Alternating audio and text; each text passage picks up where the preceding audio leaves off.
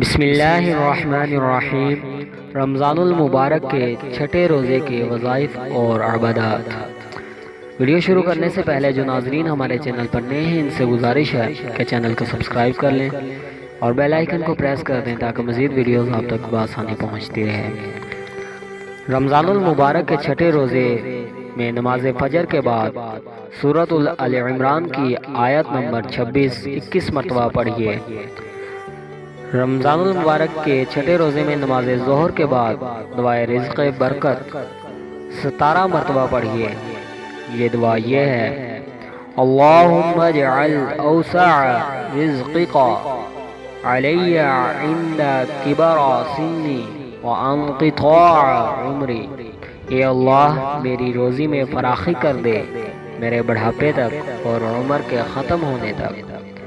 نماز عصر کے بعد سورۃ الطلاق کی آیت نمبر 2 17 مرتبہ پڑھیے اور نماز مغرب کے بعد آیت الکرسی 25 مرتبہ پڑھیے اور نماز عشاء کے بعد دعائے رزق و صدیقین 50 مرتبہ پڑھیے۔ وہ دعا یہ ہے: لا الہ الا اللہ الملک الحق المبین محمد رسول اللہ الصادق الوعد الامین۔ اللہ تعالیٰ جو بادشاہ ہے، برحق ہے اور ہر چیز کو کھول کر بیان کرنے والا ہے، ان کے سوا کوئی معبود نہیں۔ محمد صلی اللہ علیہ وآلہ وسلم اللہ کے رسول ہیں جو وعدے کے سچے اور امانت دار ہیں۔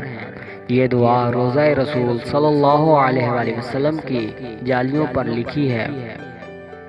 جن ناظرین نے ابھی تک چینل کو سبسکرائب نہیں کیا ان سے گزارش ہے کہ چینل کو سبسکرائب کر لیں اور ویڈیو کو زیادہ سے زیادہ شیئر کریں۔ اور رمضان المبارک کے 30 روزوں کی وظائف و عبادات کی ویڈیوز آل بوس ویڈیو 2255 پر اپلوڈ ہو چکی ہے، آپ وہاں سے دیکھ سکتے ہیں۔ اللہ حافظ۔